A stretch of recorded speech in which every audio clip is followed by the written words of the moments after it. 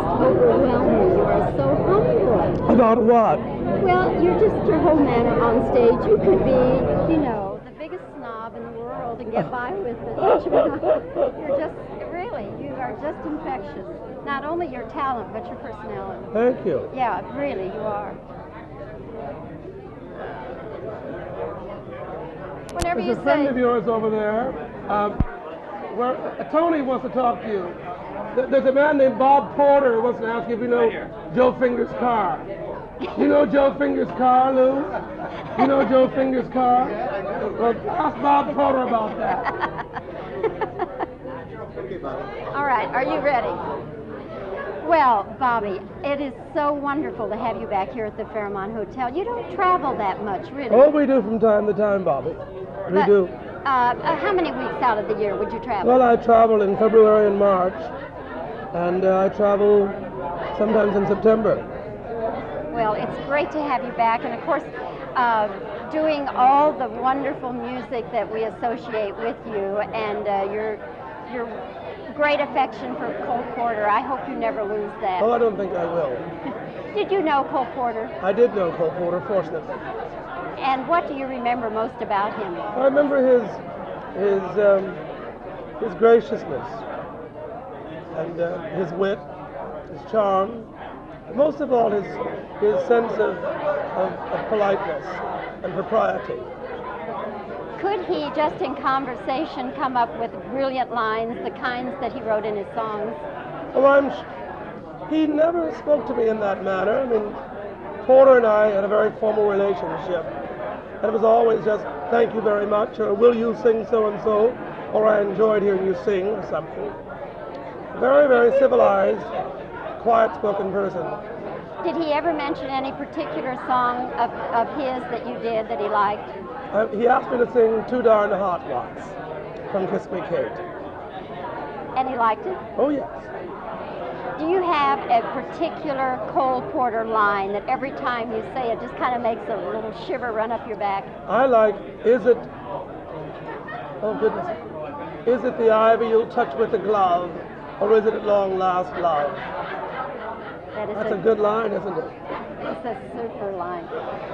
Bobbie, is there any particular person who discovered you and sort of launched you? Well, nobody discovered me really, but there have been people in my career who have given me very definite pushes. Years ago, Anna Sosenko, who managed Hildegard, gave me a push, and then Dorothy Kilgallen in the early 1950s was particularly kind to me. She brought me into New York with such praise and such warmth that I had to succeed in New York.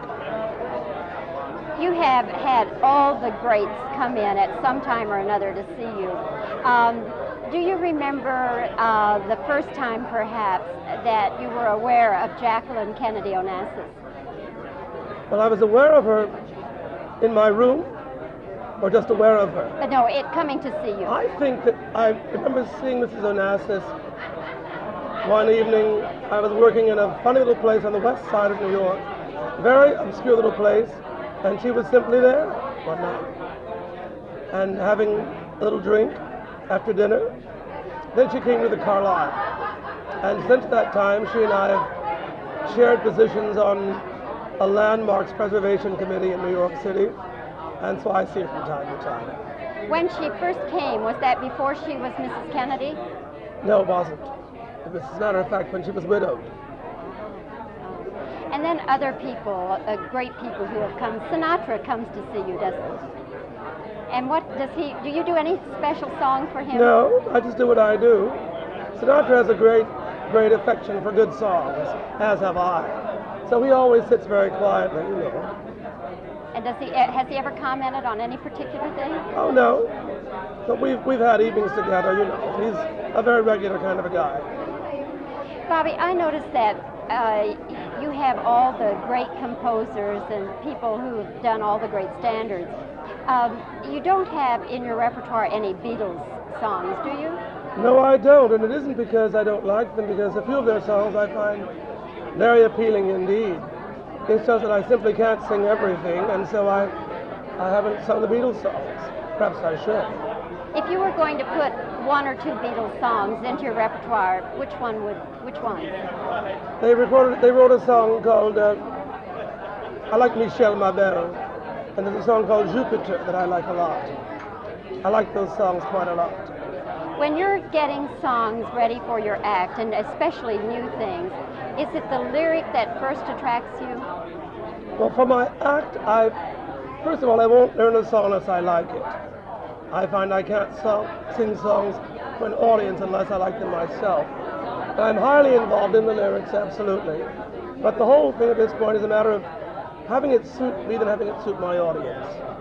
And Bobbie, one last question, and that is, you have the ability, along with a couple of other people I could mention, Mabel Mercer and Sinatra, maybe Tony Bennett, to make us listen not only to every word but to every syllable. Now, what is that talent? How did you develop that? Well, you have to believe in what you are singing about.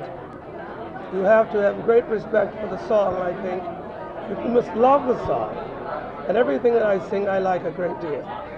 And every word means something? Every single word. Bobbie, again, it's wonderful to have you back. Thank you, Bobbie. Great to see you again. And don't stay away so long. I'll try. Okay, thank you. Okay.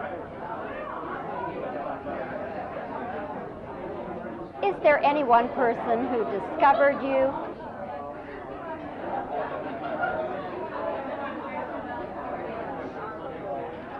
What do you remember most about meeting and talking with Cole Porter?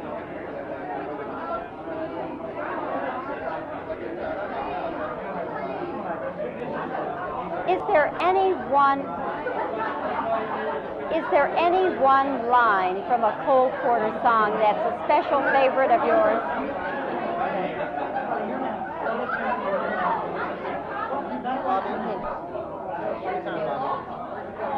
Is there any one person who discovered you?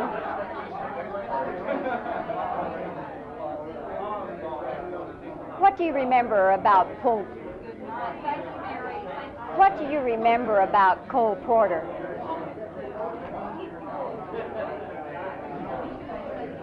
Was there any song of his that he especially liked to hear you do?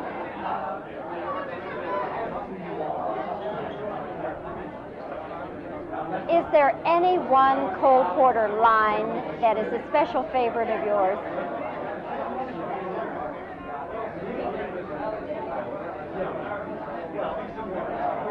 What is your first recollection of Jacqueline Onassis?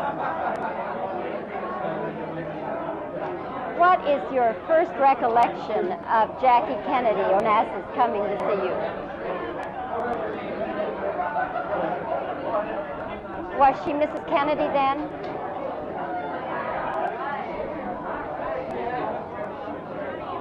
What is it like when Frank Sinatra comes in to hear you?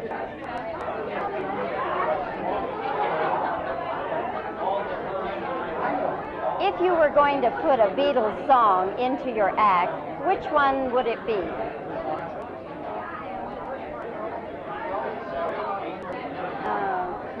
Okay.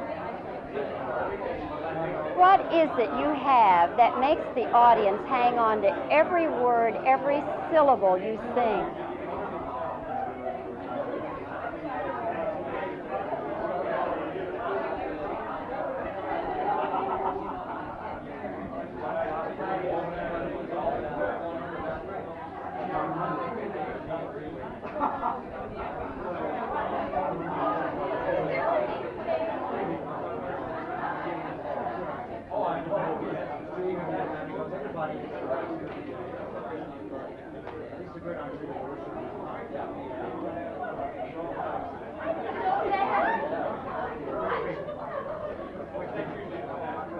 Okay, I think that'll do it.